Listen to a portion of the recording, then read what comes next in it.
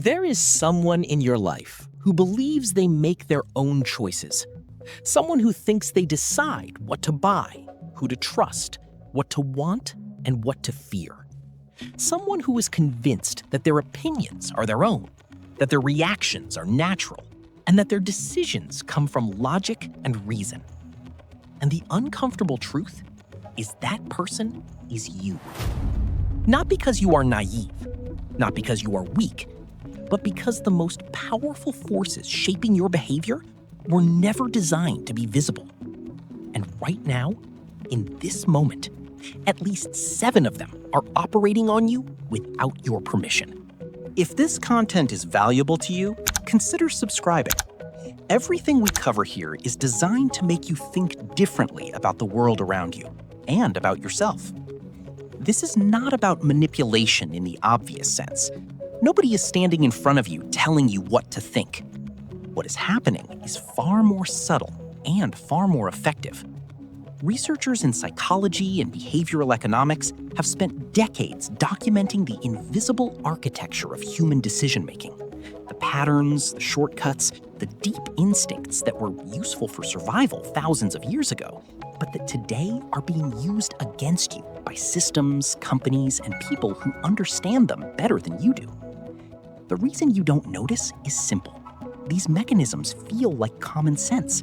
They feel like your own thoughts, and that is precisely what makes them so powerful. Point 1. Reciprocity. Here is something that happens constantly, and almost no one questions it. Someone gives you something, a gift, a favor, a piece of information, a free sample at a store, and almost immediately you feel a quiet but persistent urge to give something back. You feel obligated, not because someone asked you to be, just because they gave first. Psychologists call this the reciprocity principle, and Robert Cialdini, one of the most cited researchers in the psychology of influence, spent years documenting exactly how it works. In one of his most referenced studies, waiters who gave customers a small piece of candy with the bill received significantly higher tips than those who did not. The gift was tiny. The feeling of obligation it created was not. Here is what most people don't realize. Reciprocity does not scale with the size of the gift. A small, unexpected gesture can create a disproportionately large sense of debt. And the people and companies who understand this use it constantly. The free trial, the unsolicited upgrade, the thoughtful email from a brand before they ask you to buy anything. Every time, the message is the same. We gave first. Now it is your turn. And most of the time, you comply. Not because you decided to, but because the feeling of owing something is genuinely uncomfortable for human beings. It always has been. Point 2. Social proof. Think about the last time you chose a restaurant, a book, a product, or even a belief, and ask yourself honestly, how much of that choice was yours and how much of it was borrowed from other people? Here is the deeper dynamic at work. When we are uncertain, we look to others to decide what is correct. Not because we are lazy thinkers, but because for most of human history, following the crowd was a reliable survival strategy. If everyone is running, you run. If everyone avoids a certain food, you avoid it. The instinct saved lives. Psychologists call this social proof, and Cialdini identified it as one of the most consistently powerful drivers of human behavior. The logic feels obvious once you hear it, but its applications are everywhere you look. Reviews, ratings, follower counts, bestseller lists, audience sizes, the number of people who have already purchased something. All of it is a signal designed to tell your brain, other people chose this. You should too. There is a deep irony here. In an attempt to make a smart, socially informed choice, you end up making a choice that may have very little to do with your actual needs. You are not following evidence. You are following the behavior of strangers who were probably doing the same thing. Point 3. Anchoring. Here is a number, $1,200. Now, here is a second number, $400. Which of those feels like a good deal? Most people, when they see a product originally priced at $1,200 offered for $400, feel an immediate pull of value. But that feeling has almost nothing to do with whether $400 is actually a reasonable price. It is entirely a product of comparison. The first number, the anchor, rewired your sense of what the second number means.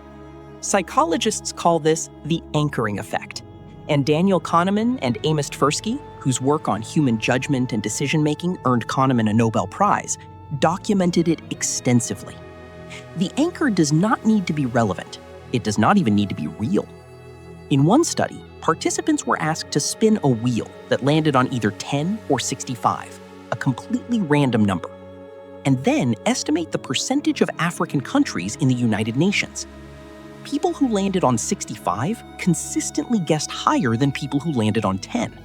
A random number with no connection to the question changed the answer.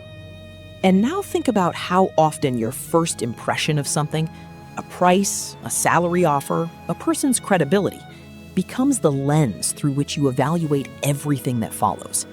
The anchor was placed before you ever started thinking. Point 4, scarcity. Something changes in how we value an object when we believe it might disappear. You can want something moderately for months, and the moment you hear it is almost sold out, or the offer expires tonight, or only 3 are left, the wanting intensifies. It becomes urgent.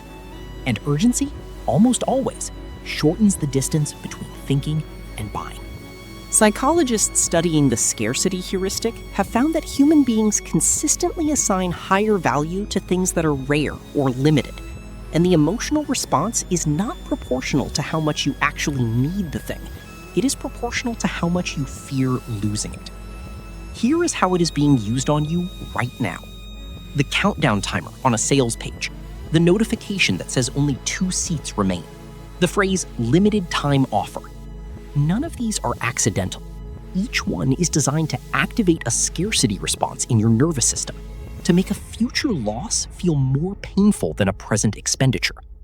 And when loss feels real and immediate, most people stop calculating and start deciding.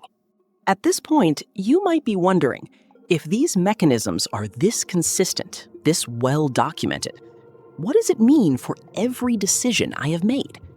Hold that question, because what comes next will make it harder to ignore. Point 5, priming. Your brain does not arrive at any moment neutral. Every word you read, every image you see, every environment you walk into activates a web of associations, and those associations quietly shape what you notice, what you feel, and what you choose, often before you are consciously aware of choosing anything. Psychologists call this priming, and John Bargh, a professor at Yale whose research changed how we understand unconscious behavior, conducted a now famous study in which participants who were exposed to words associated with old age, words like gray, wrinkled, Florida, bingo, actually walked more slowly when leaving the experiment. Nobody told them to walk slowly. Nobody even mentioned walking. The words alone were enough to activate a behavioral response without awareness. Here is the deeper truth underneath all of this, about priming specifically. The music playing in a store influences what you buy. The cleanliness of a space influences how honest people are. The words in a contract influence how people interpret risk. You are not responding to reality. You are responding to the version of reality that was prepared for you before you arrived. Point 6, loss aversion. You would not take a 50-50 bet where you could win $100 unless losing meant only $50. For most people, losing feels roughly twice as painful as gaining the same amount feels good. This is not a personality trait. It is a deeply consistent feature of human psychology. Psychologists call this loss aversion, and Kahneman and Tversky identified it as one of the central findings of behavioral economics. The pain of losing $10 is neurologically more intense than the pleasure of gaining $10. And this asymmetry, This built-in tendency to weight losses more heavily than equivalent gains is one of the most exploited principles in marketing, politics, and persuasion.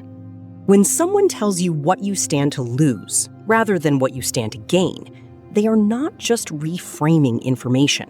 They are activating a fear response. They are making inaction feel dangerous. And in that state, people are far more likely to comply, to buy, to change their minds, not because the evidence got better, but because the threat got louder. Think about the last time a decision was presented to you primarily in terms of what you might lose. Ask yourself honestly, was that framing accidental? Point 7, the Zeigarnik Effect. There is something unfinished that is living in your mind right now. A conversation you did not complete, a task you started and set aside, a story you stopped in the middle of. And that incompleteness is not just a memory, it is an active, ongoing tension. Unfinished things occupy mental space in a way that finished things do not. Psychologists call this the Zeigarnik Effect, named after Bluma Zeigarnik, a Lithuanian psychologist who in 1927 observed that waiters could remember every detail of an order in progress, but the moment it was delivered and complete, the memory faded almost immediately. Incomplete tasks stay active. Complete tasks are released. And here is how that is being used against you. The cliffhanger at the end of an episode, the progress bar that is 80% complete, the notification you have not opened, the chapter that ends mid-scene. All of it is designed to leave something open, because an open loop in your mind will pull you forward until it is closed. You are not binge-watching a series because you love it that much. You are binge-watching because your brain cannot tolerate the unresolved tension of not knowing what happens next. The loop was opened for you, and it will keep pulling until you close it. Here is the deeper truth underneath all of this. These 7 mechanisms, reciprocity, social proof, anchoring, scarcity, priming, loss aversion, and the Zeigarnik effect, are not flaws in the people who respond to them. They are features of a human mind that evolved in a completely different world. They worked. For a very long time, they worked extraordinarily well. The problem is not that you have them. The problem is that the modern world was designed by people who understand them deeply, and most people who are subject to them do not.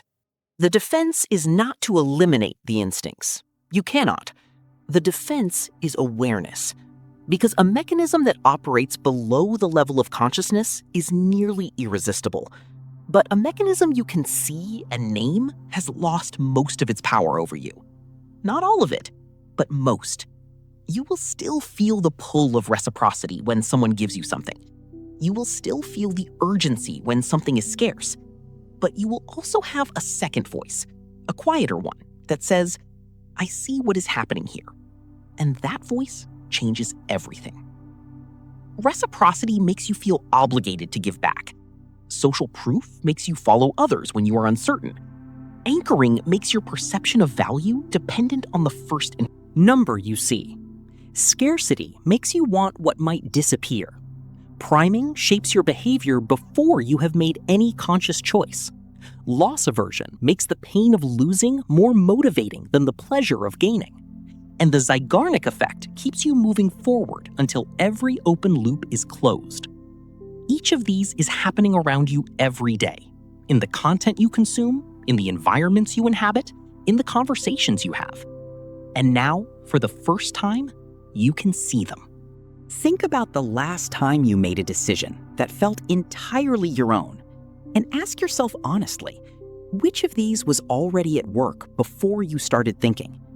That question is where everything starts. And if this kind of thinking matters to you, if you want to keep examining the forces that shape behavior, decision-making, and the way people relate to each other, subscribe. There is more like this coming.